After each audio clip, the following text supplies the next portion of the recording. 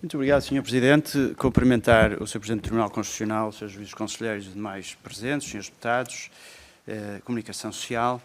O Sr. Presidente começou por dizer que esta não era uma audição inédita, porque anteriormente outros antecessores vieram ao Parlamento. Eu recordo, por exemplo, o então Presidente do Tribunal Constitucional, Sr. Juiz Conselheiro Manuel Costa Andrade, veio ao Parlamento, efetivamente, por causa da implementação da plataforma e da entidade para a transparência. Esse foi um dos motivos, porque é relevante fazer esta diferenciação, porque, de facto, é inédita a forma como esta audição é disputada, porque ficamos a saber, no decurso da audição do Ministro das Finanças, que havia um pedido urgente para ser o Tribunal ouvido aqui, relativamente a preocupações sérias relativas à proposta de lei do Orçamento de Estado. Não foi explicado quais eram essas preocupações, o que permitiu alimentar especulação na comunicação social, que eu devo lamentar que não tenha sido cabalmente esclarecido desde logo.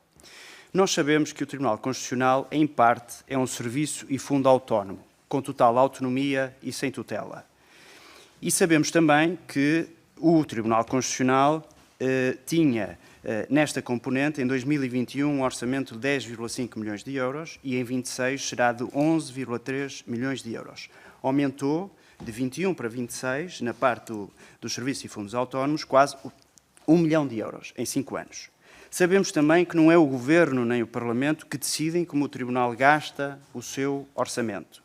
O Tribunal tem apenas de cumprir os aumentos salariais, desde logo, que são acordados nos acordos da concertação social, e, analisando o orçamento do Tribunal Constitucional, verifica-se que do valor global atribuído ao Tribunal entre 21 e 26, assiste a um aumento contínuo das verbas atribuídas a serviços próprios do Tribunal, que excluem a entidade para a transparência e a entidade das contas. Este valor subiu, na parte dos serviços próprios, 1,6 milhões de euros.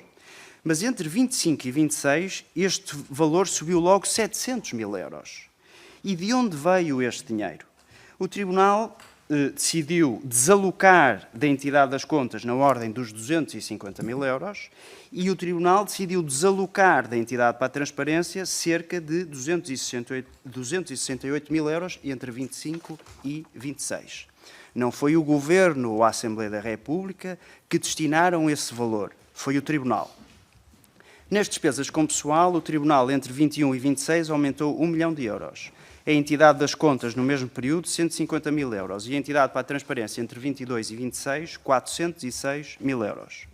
O Parlamento tem ouvido todos os anos queixas da entidade das contas e da entidade para a transparência, com esta questão do orçamento que supostamente está em falta e que leva, inclusivamente, e levou já até o próprio PSD a apresentar propostas no Orçamento de Estado para reforçar estas verbas. Foi possível aprovar em determinado momento para a entidade para a transparência. O Tribunal tem financiado o seu orçamento para serviços próprios, canibalizando as entidades, e o Parlamento afeta mais verbas dos contribuintes, desde logo para a entidade para a transparência, quando aprova propostas. Sobre a execução, em 2024, o último ano conhecido de execução, dos 11 milhões orçamentados, executaram 9,5 milhões de euros. Na entidade das contas, de 1,5 milhões orçamentados, executaram 900 mil euros. Na entidade para a transparência, de 1,5 milhões, executaram 800 mil euros. Conclusão. Neste ano, a execução ficou abaixo do orçamentado. Perguntas. Qual a previsão de execução do Tribunal para este ano, no Tribunal Constitucional, desde logo nos seus serviços próprios e nas entidades, individualizando? Para que pretende o reforço de verbas? Ouvimos aqui algumas explicações. Mais pessoal, de que tipo? Aquisição de serviços, quais, para além da plataforma, se existirem? Por exemplo, vão renovar a frota automóvel? É uma das despesas que o Tribunal tem em vista?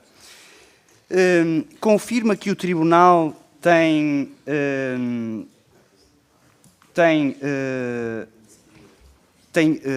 afetado ou desafetado das duas entidades para financiar os seus serviços próprios estas verbas e que essa é uma decisão única e exclusiva do Tribunal Constitucional? Por fim, sabemos que existem problemas graves nos tribunais, lendo o relatório anual de 2024 do Conselho Superior da Magistratura.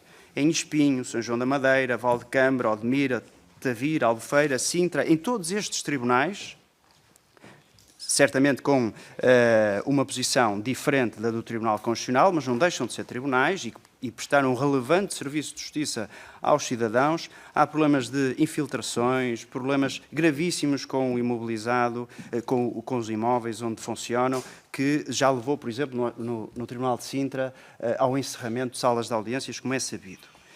O Sr. Presidente hoje veio cá tratar, parece-me, de intendência. E eu pergunto qual acha que deve ser a prioridade. Não acha que os senhores presidentes dos tribunais de comarca, por exemplo, a partir de agora, também deveriam ter uma abordagem semelhante?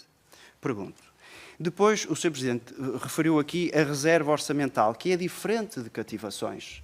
Não há nenhuma interferência do Ministro das Finanças na gestão dos fundos próprios do Tribunal.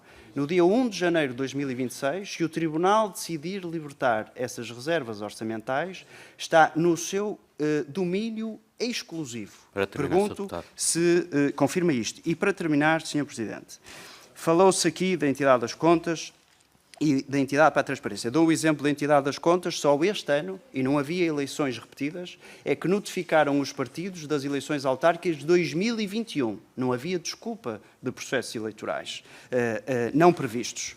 E, por fim, pergunto, uma vez que as entidades em causa, os seus membros são escolhidos pelo Tribunal Constitucional, e já que falam sobre a lei orgânica, se não considera que estas duas entidades deveriam ser autonomizadas do próprio Tribunal Constitucional. Eventualmente até poderia facilitar em muito as questões que aqui estamos a tratar.